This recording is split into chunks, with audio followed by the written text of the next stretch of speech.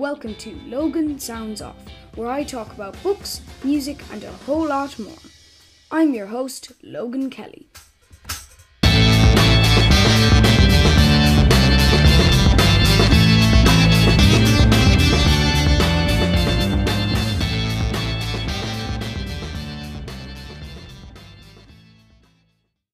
Hello, and welcome to Logan Sounds Off. Today on my podcast, I am talking to one of the most interesting people on the Irish music scene at the moment, who's played with Thumper and much more, Oisín Leahy Furlong. How are you, Oisín? Hello, how are you? I am brilliant, thank you for asking. So for those who don't know you or your band Thumper, could you tell us a little bit about yourself? Sure, yeah. Play in Thumper. Thumper is like a kind of a six-piece psych rock noise pop weird little group of strange humans. And yeah, we've been going for a few years. Brought out our first record there about a year and a half ago after many little EPs and tapes and stuff.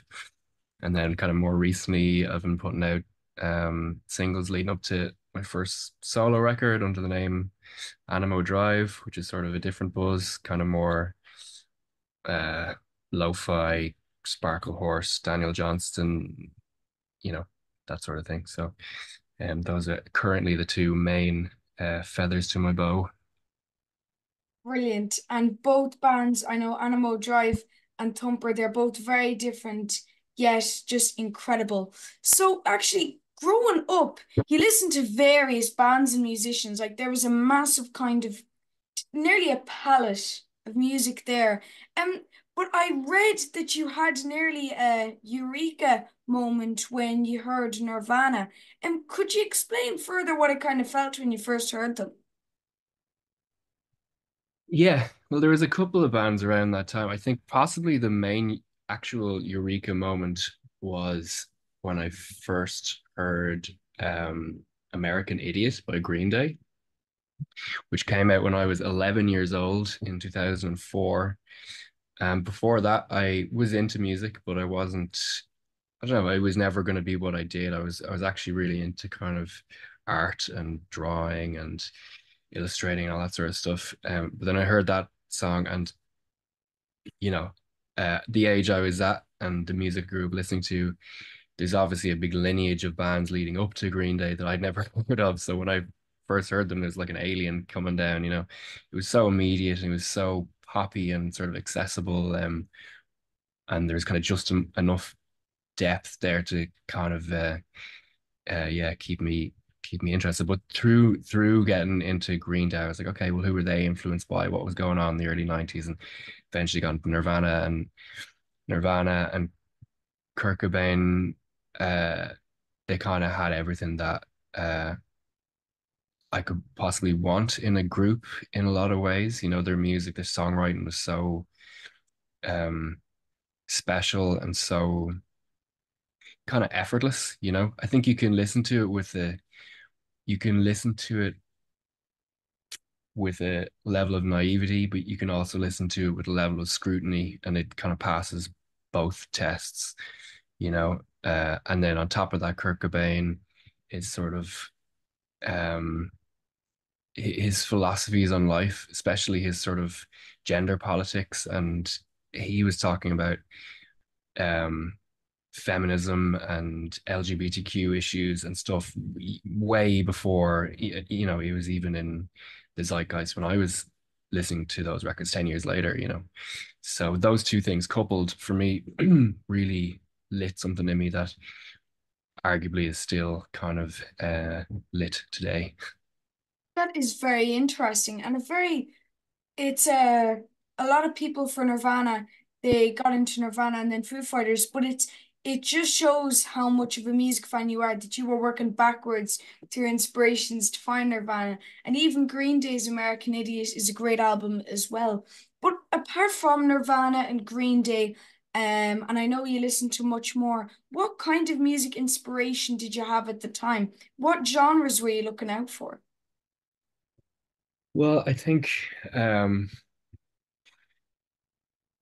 I, I think a lot of the appeal from the get-go with that band was just sort of the immediacy of it, and how you could listen to 3 minutes of music and just be like, right, I'm a lifelong fan, and like I said, it sort of lit something musically in me and passion wise, and really altered the whole trajectory of my life. I was like, right, I'm going to be a musician, I'm going to be a songwriter, I'm going to be a singer, even though it would take me many, many more years to learn how to sing properly. It's an ongoing battle. But I actually, a lot of the time, found myself gravitating towards songs like Dumb and Polly and the whole Unplugged record. I loved, and it seemed somehow more uh, achievable because I didn't couldn't see myself commanding a stage in that way, or I didn't see myself as having that big a personality or something. There's just something about the softer songs that kind of really gravitate towards me. And I think through that I started getting into like I said, Daniel Johnston, there's like Moldy Peaches and Adam Green and Jeffrey Lewis, all these kind of New York anti-folk people. And then again, just kind of going backwards and backwards and backwards, I was getting into Bob Dylan. And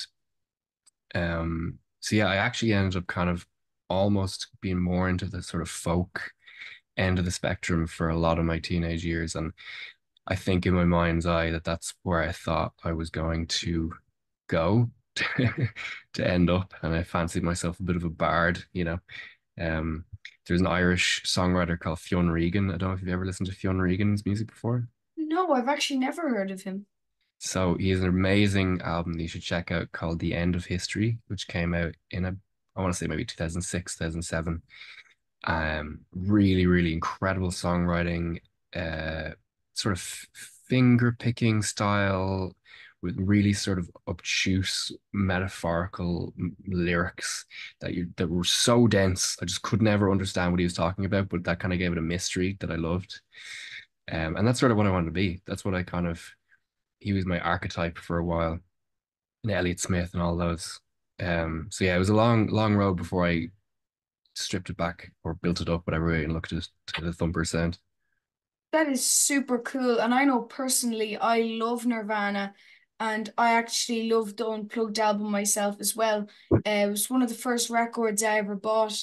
And there is a there's a deeper sound to Unplugged because it feels more kind of realistic. So I think that's a really cool album to get into and lead on to even folk music. That's very interesting. And now this is something that I personally connected with, where you said you also spoke about Sonic Youth in some past interviews, and you love their melody. And how does that influence your music today? Because I personally love the melody of Sonic Youth and their sound, but how does it influence the kind of music that you create, whether it be from Animo Drive or with Thumper?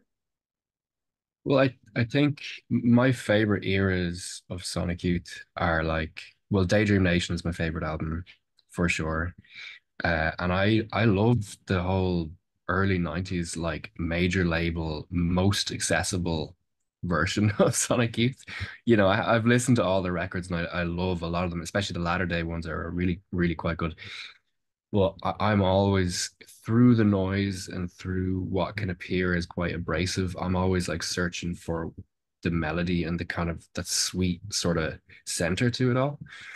And I think in most of the bands I love, they have that. And potentially in a lot of the music I make myself sort of has that. It might seem sort of harsh or scary on the outside, but fundamentally it's coming from quite a sensitive place. Um, and again, there's a level with Sonic Youth. They're so mysterious in what they're creating. They're creating. I can see the tools they're using. They're just using a drum kit and guitars and their voice. They're not. There's no glockenspiel or tuba or synthesizers or whatever. It's like I have all those tools and I can't Yeah. even begin to approximate what they're doing with it. They're not even. A lot of what they're doing is so physical. They have big pedal boards that they barely touch sometimes. It's just so it's like they're ringing this sound out of nowhere.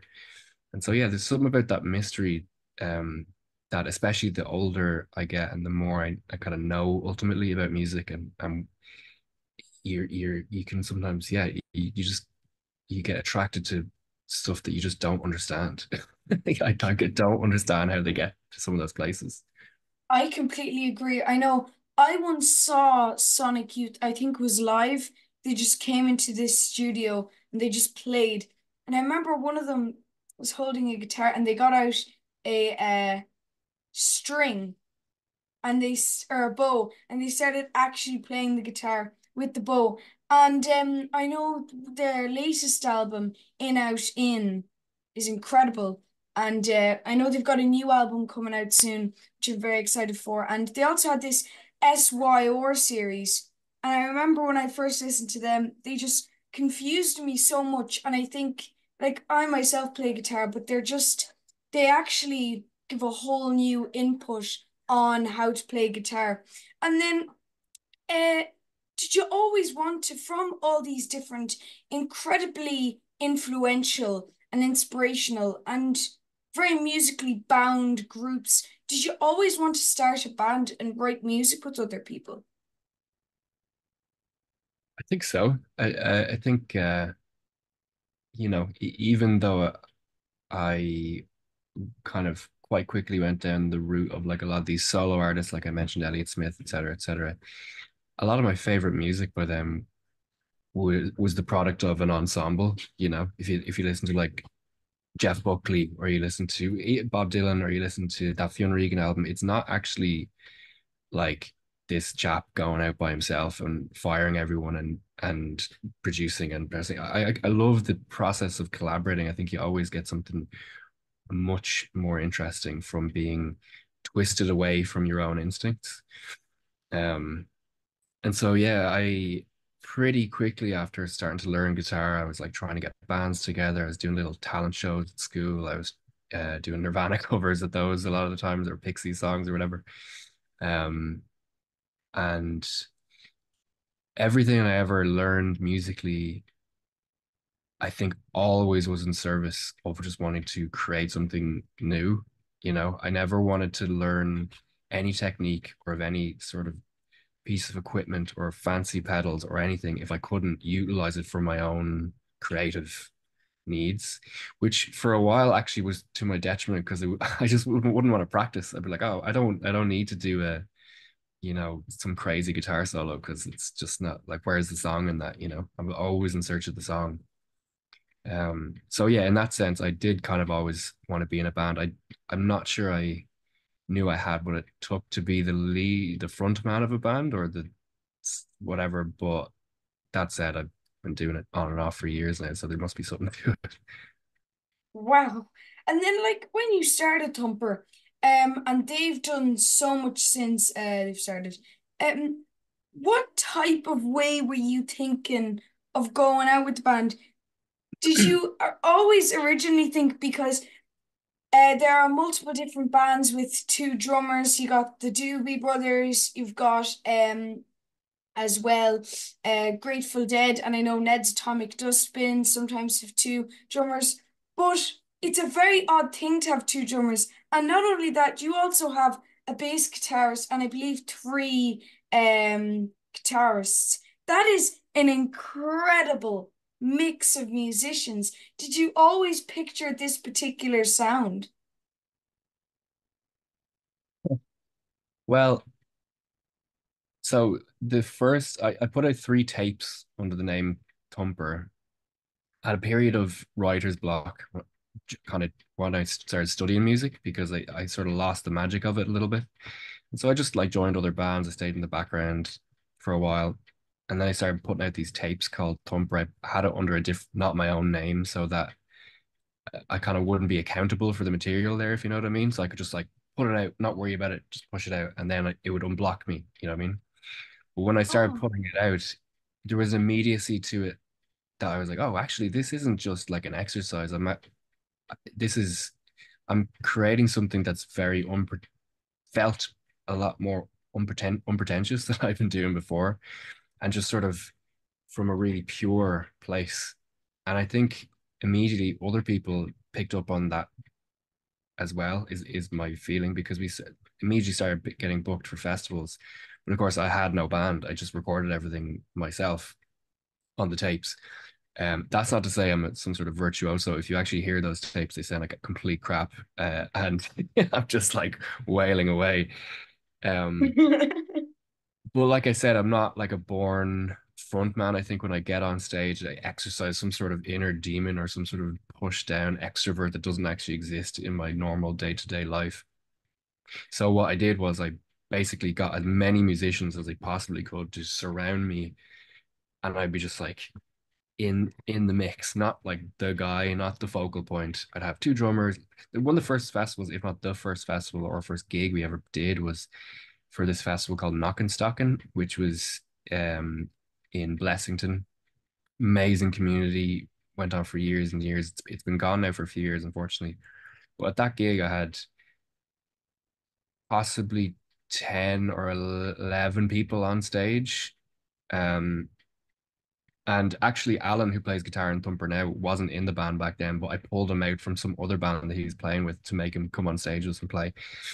Um, and yeah, it was literally just born from a place of I want to make a gigantic noise. I want to be Nirvana, essentially, but I don't want to be the focal point. Uh, and so yeah, it came from a very insecure place. Wow. Um, And the other thing about that was back in those days, we were kind of this like Sonic Youth noise, way more caustic sort of endeavor where I had songs, there was the pop element, but I was almost like embarrassed of it.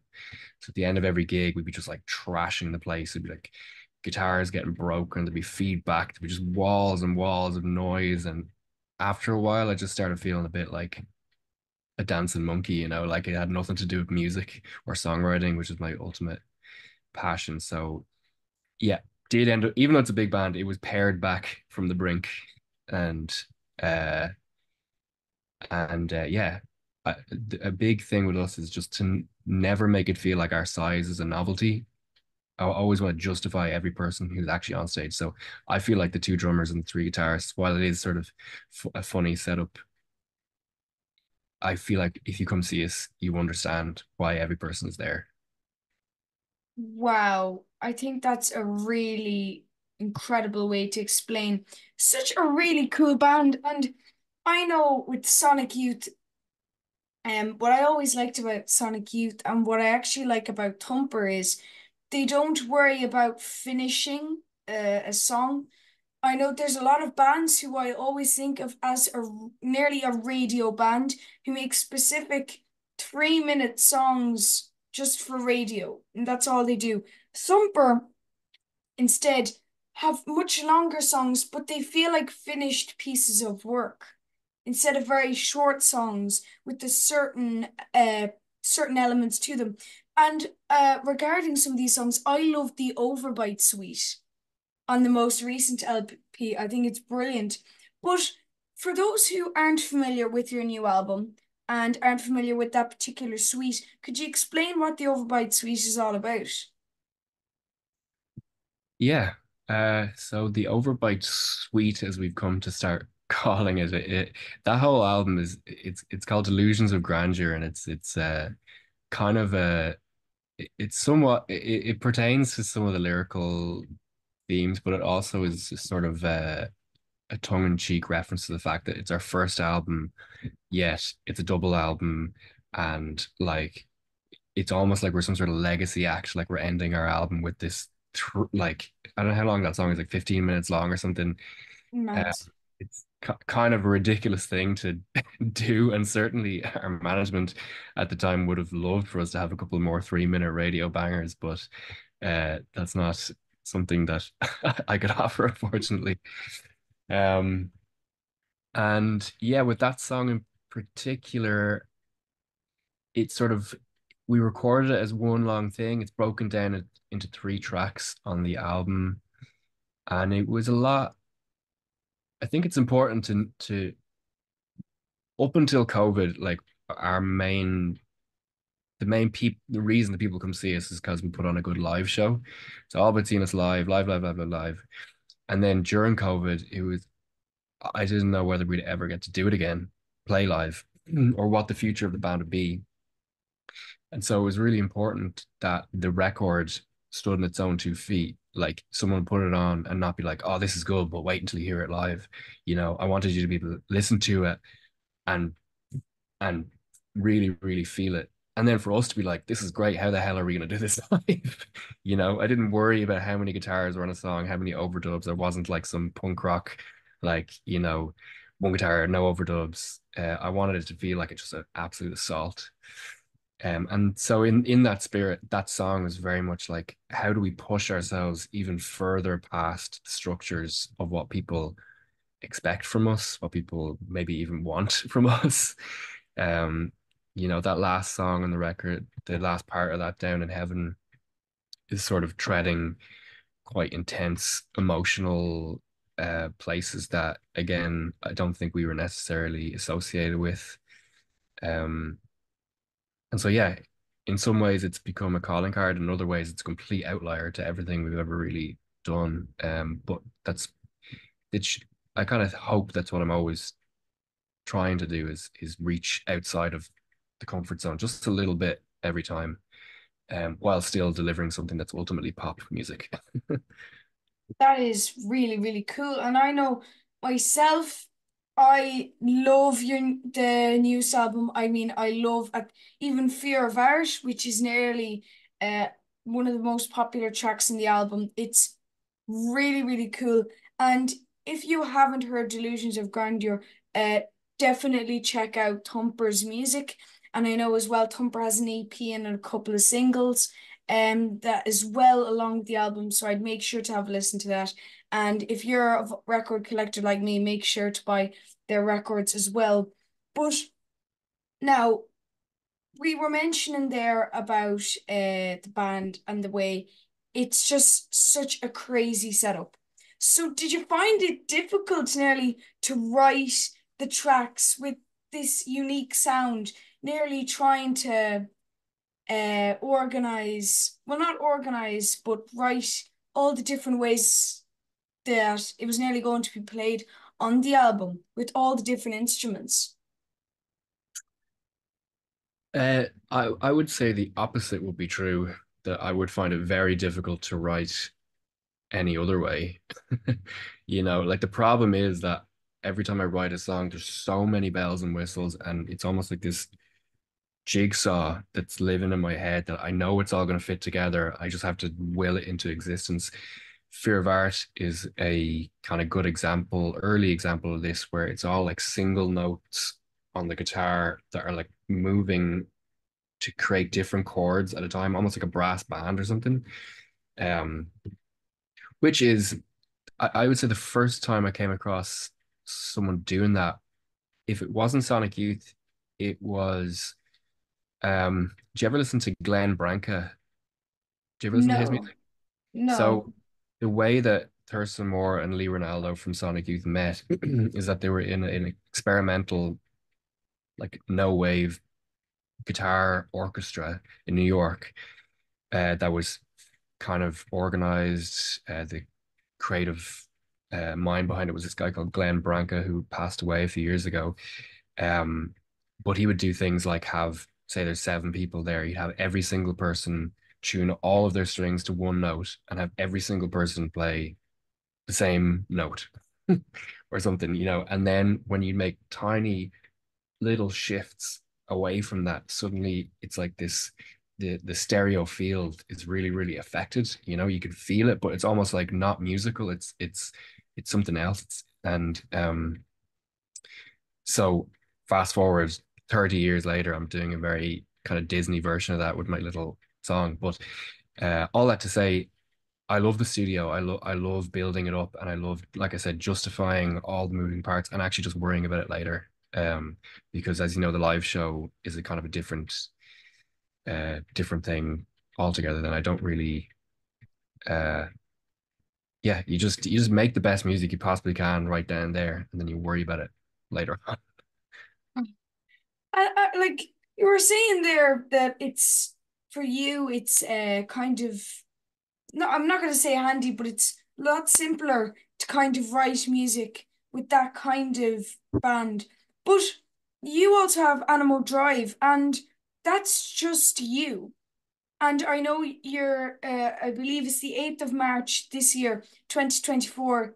Anamoe Drive is releasing the first album. I'm very excited and I can't wait to have a listen. But um, do you find it hard to write music yourself? Or do you find it's not hard, but nearly something else?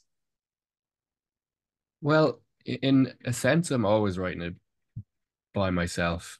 It's just that when I bring it to a thumper song to the band, I know that it's going to be made better by their involvement. So it's no two songs are the same, but even if I'm like, okay, you do this, you do this, you do this, you do this, you do this, it'll come together. And then like that jigsaw I was talking about, but they're all way better than me. So they'll go, yeah, I could do it that way, or I can do it this way. And you're like, oh yeah, sick. And then all these little micro changes, and suddenly it's actually not what you had intended, but it's something better. But it's still kind of coming from a core idea that we'll start off in this bedroom or whatever on a guitar. Um, and similarly with the Animo stuff, it is it was well, it was me and a guy called Rian Trench produced it. I met Rian. He did the initial sessions for Delusions of Grandeur in 2019. We didn't end up using most of what we did in the studio. We kept a lot of the drums and stuff. But me and him got on really well. He owns a studio and produces bands, Saint Sister, lots of cool acts. And so I had him in the back of my head for this thing, and I was starting to amass a bunch of material that just sort of, at that time I felt wasn't going to fit in the Thumper extended universe. Um, and yeah, so even though it is a solo vehicle, quote unquote, there's still, I was going in collaborating. I was still like, what do you think of this? And you go, cool. Da, da, da. And you go, what do you think of this? I don't know. What about this? There's a dialogue there. Um, and part of that as well is just keeping me accountable. I get so bored of my own ideas sometimes that I need someone to be like, no, do it like, do it, but do it better. Um, Yeah. so yeah, it's not that I can't. Maybe it is that I can't. I've never actually put out something that I did totally by myself. Is there? No, that's true. I did three Thumper tapes by myself, and I was like, yeah, it's enough. I need to get some other guys and girls involved with this. Wow. That I just That's great though that you have two, like, because I've spoken to, even this year, I spoke to a man called Johnny Foster, plays with a band called Hardwick Circus. And if you haven't heard of them, I definitely check them out. But no, the thing was with a lot of the bands was there were certain ways that, especially if they were solo musicians as well, they had a lot of specific ways, and a lot of people had very similar ways. But that's a very unique way of writing music. And now back to Thumper with Delusions of Grandeur. It's not just me saying it's a great album. A lot of people are because this was actually nominated for the Irish Album of the Year at the 2023 Choice Prize. What was this like your album being nominated for such an incredible award? Uh, it was pretty pretty wild. I think everyone, ourselves, our management, and almost every journalist I spoke to was pretty surprised that we were on that list, considering how much great music came out. Um, so very uh pleasantly surprised to be included. Yeah, I think it certainly wasn't something we ever aimed for, and it's not something we're thinking about now that we're working on the second album. But it was kind of a nice just bit of cosmic proof that if you just stick to your guns on what you think will make an interesting piece of art, I don't know, the audience will find because so many people said, like the label we were working at the time, their distributor, were like, please don't make this a double album. the songs are too long. You know, some of them are then really short. It's too this, it's too that, and I just had to like completely block everyone out and be like, this is fortunately this is exactly what I'm going to do, and you can't stop me. Uh, now, yeah, I don't know. It was a proud moment, and I was really proud to be on that list because there's so much amazing music, and um the direction the Choice Prize is going is really cool because even this year again, you can see it's gotten even more diverse, even more just interesting, you know. And I think it says a lot about the health of the Irish music scene at the minute. So just yeah, really proud to kind of be in that mix. Well, in all fairness, you're saying there was so much amazing music. You definitely deserve to be nominated. And I mean, as well, you're saying the health of Irish music at the moment. You're totally contributing to that. And it's great to be able to speak to you about this. But I have two questions. And you mentioned there about so much Irish music coming out, great Irish music. Are there any upcoming Irish bands who you've heard of who might not be as well known who you'd like to shout out at the moment? Yes, I always hate when this question gets asked in interviews because it's always after the fact. I'm like, oh, I should have said them. I should have said them. Um, but one person I always shout out is a guy called Joey Gavin, who brought out his debut album about 2 or 3 years ago. He was the original bass player in Thumper way back when, and myself and Alan played a bit on the record and stuff. It's called Between the Mountains and the Mystery by Joey Gavin. He's living in Berlin, running art space over there, doing gigs and stuff. Incredible, like sort of psyche folk music that if you haven't heard, you should definitely check out.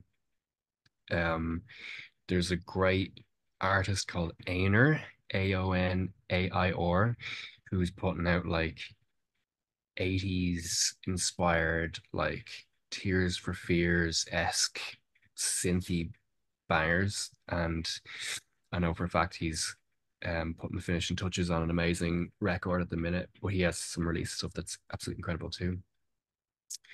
And then my final recommendation would be there's an incredible singer-songwriter called Holly Monroe who's putting out kind of lo-fi, mid-fi adjacent, just solid songs in the vein of, I don't know, Frankie Cosmos, Big Thief-esque.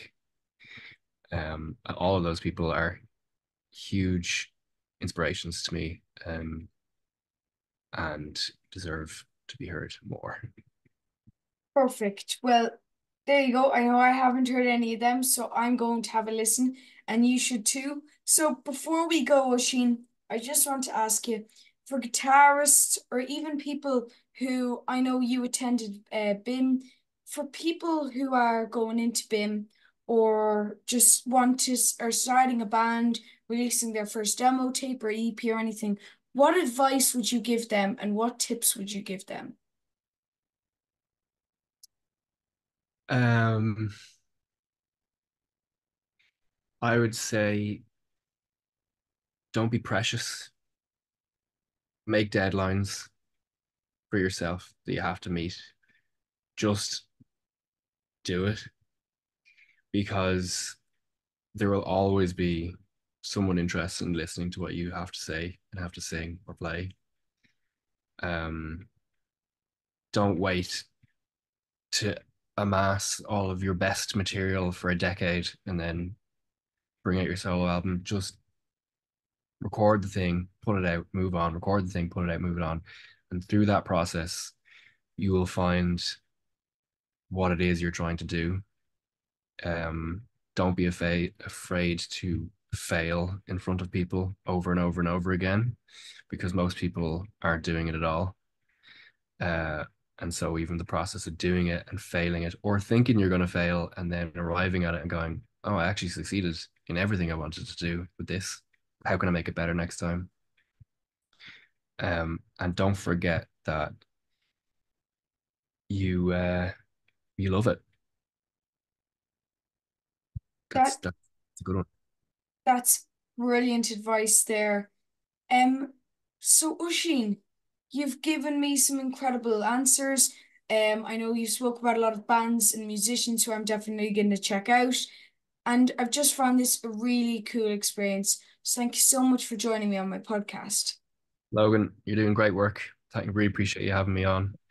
And yeah, if you want a little preview of the Animo record, I'll send it on to you. As long as Oh, you don't share it with anyone. oh, I won't. Thank you so Um, much, Oisín. and yeah, And anything in the future, just get in touch, man. You're doing a great I job. I'll make sure, and when the animal record comes out, I'll make sure to share it on my social media. But if you yourself want to listen to Anamoe Drive's new album, it will be released on March 8th, 2024. Thank you so much for listening and have a great day. Bye, Nice one. Oisín. Cheers. I hope you enjoyed listening to this episode of Logan Sounds Off. You can follow me on X, Facebook, and Instagram at Logan Sounds Off. And don't forget to subscribe and not miss any more cool episodes. Bye, guys!